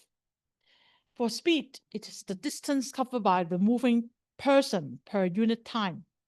Usually, distance over time is the speed per unit time. Okay. D, for example, distance or time. Okay. It's the speed. Density. Density is the number of person in unit area of walkway. 2 persons per meter square, for example. Okay, or in word form is area per person, 9 meters square per person. Okay, so number of people in a unit area, or the number of or the area per person, with simply the width of walkway. Okay, here shows the relation between speed and density on stairs in uncontrolled total evacuation. Okay, we have some spot measurement and case average, and fluent and have a relationship passing the dots. Okay, and relationship between flow and density. This is speed and density. This is flow and density. Okay, just show you the distribution. Movement along stairways. Okay, A to F. Okay, in a different way of expression. So this refers more to slide number 66, flow along stairways. Estimated movement time. Okay, 1 0.27 meter per second to 0.51 meters per second in walkway. And stairs is a percentage of that with slope, okay, steep slope or gentle slope may have different result, okay, the angle, depending on the angle. Do not decrease speed if it is less than 5%. 10% upward, decrease 5% in speed. 20% upward, decrease 25 speed. Okay, if you are supposing to walk upwards. Now here shows the effective width for stairways alongside the wall. Okay, usually we have about 15 cm, that is 0.15 meter. Okay, as the boundary layer. On each side, if it is 0.15 meter, on both it will be times 2 because on both sides, okay, it becomes 0.3. Now, between the density limits of 0.54 to 3.8 persons per meter square, the speed and density can be a linear function. Okay, this is a linear equation. Okay, speed is equal to a constant k, where k depends on the density and speed for the different situation, and density in person per unit area. Okay, speed along the line is S equal to K minus AKD. Okay, K1 and K2 can further be found from the table. Okay, for corridor and for stairs, they are different. The value is different. Okay. Here shows the relationship further with movement speed in feet per minute, person per feet square. On the other hand, here, movement speed meter per seconds and person per meter square. Okay, so you can, it's just a unit change, but the performance or the relationship do not change. Evacuation speed is a stepwise function of density. Okay, and zero movement if walkway is too densely populated, we cannot move. It's too close together. Zero movement if too dense populated. Movement along stairs. So we have a converting vertical rise of stairs to distance along the line of movement. So the conversion factor for relating the line of travel, the riser and the thread. Okay, we have the steps. Riser is this. The thread is the depth of the steps. Okay, how you walk upstairs. And there are different conversion factor which relates to the travel distance. Okay, this is specific flow. Okay. Again, a similar relation of the flow, specific flow, which is Fs. Okay, is the flow of evacuating person past a point in the exit route per unit of time and per unit of effective width of the route involved. So it includes the specific flow and density and speed of movements. Okay. So this is the equation. In some of the tables, we have the change from inch to mm, okay, for the riser and the thread. So we have the unit not in inches or feet, but millimeter, okay, will be considered. Person per second per meter, okay, effective width will be considered. So you may consider the column for this one. People flow rate, okay. For design purpose, it may be assumed that the maximum flow rate of person through the doorway or level corridor. For opening and corridor width 1.1 meter and greater. Okay, we may consider the Fs equal to 1.3. Number of persons passing through the opening per unit time and the effective width of the opening, like the corridor, okay, in meter is resulted. Now, the time of group of persons, not only one, but a group of people passing through, we have the TP equals to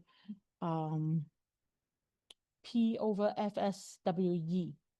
Okay, the time for passage, PP, okay, may be related to the specific flow previously mentioned, and also the width of exit, WE, effective width of exit openings. So look at example, okay, 9-story, floor to floor height is 3.7 meter. And we have the staircase, we have the riser, flat, landing width, corridor width, first floor, and number of people. Okay, so the feet area is 91 meter times 24 meter. Okay, you can always transfer inches to millimeter by multiplying the factor 2.54.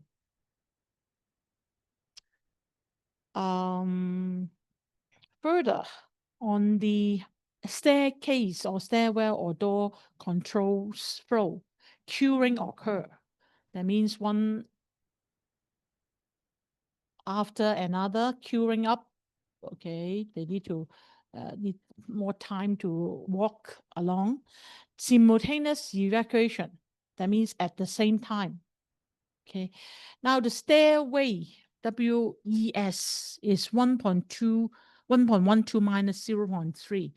Now, classmates, pay attention to this, and it is actually 0.15 times 2, which is both sides of the stairway.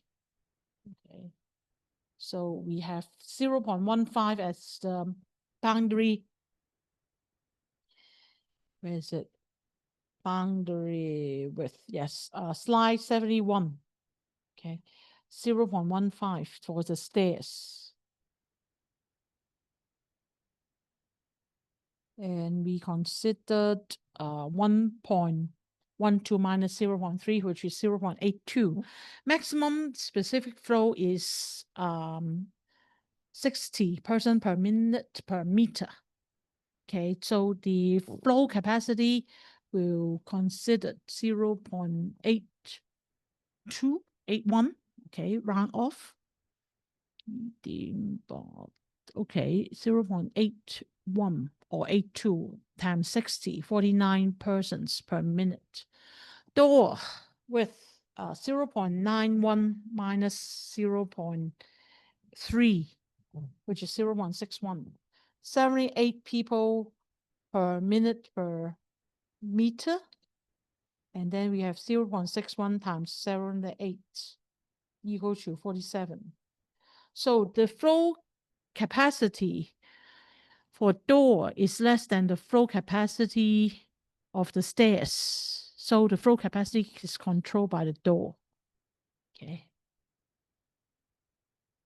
Now, speed of movement of estimated stairway flow. We use the equation. D is the value for maximum specific flow, 1.19 persons per meter square. So we substitute that into D. Okay. we get 0.53 meters per second. Okay, 1.08. We need to check back the K value.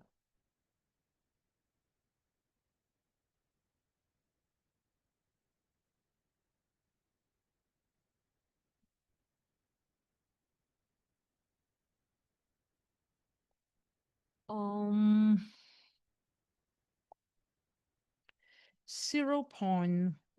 1.08. Rise at 178. 178. 279. Okay. We have 1.08. So here, 1.08. We use the K2. Okay, trouble between floor by conversion factor, 3.7 times 1.85 with slope. Okay, 2 landing. Time for travel time under control. Further. Okay, considered. Estimated evacuation time, simultaneous evacuation. At the same time, the staircase discharged 47 person per minute. Okay, and 2,400 population from second to the 9th floor, passing 2 exit doors. Required this 25 minutes. Addition, 0.36 minute travel time is required for the movement from the 2nd floor to the exit. So we add additional 0.36 to that. Round off to 0.4. Okay, here further shows the effective width because at the sideway of the wall, there are usually some, at the older times, telephone, okay, or waste baskets, okay, being placed. So we spare some width, for example, 0.15 meter at the sideway of the wall or the stairs. Now, modeling approach. We just have 5 minutes left. 3 categories: empirical equations, various aspects with hydraulic modeling, or link movement with behavior.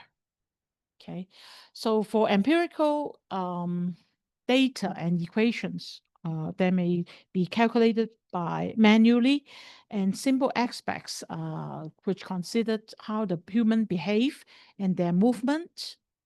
And there are some individual parameters such as the pre-movement time. We mentioned what they recognize the fire and try to make sure that it is a real fire before they really start the movement. Flow rate, exit width, this density of path, travel speed, effect width of the stairways, and merging flow.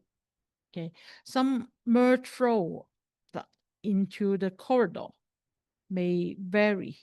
Okay, the speed equation from correlation based on crowd movement. Okay, especially when there are large groups of people, reasonable good estimate of simple case and complex case is having more limitations. Hydraulic model, sophisticated computer modeling software is needed. Concentration of flow capacity. For example, different direction, different speed, with physical considerations. Individuals as unthink objects. So different from what we have discussed earlier, the psychological effect or physiological effect, they are considered as kind of robot. They do not think, okay, unthink object. Limitation on behavior effect process. Movement of behavior models. This is including in sophisticated computer models, the building exodus, the FDS plus evac and other simulation models for evacuation. They based on the complexity and sophistication, advance in technology, inclusion of the behavior of each occupant, potentially most complete estimate and having the predictive power for realistic and good food for comparison. There are some models, steps which moves around. Okay, the people. Simulux is another modeling tools. Okay, steps. Okay, may help, and even in some large area. Okay, have the simulation models to be allowed it.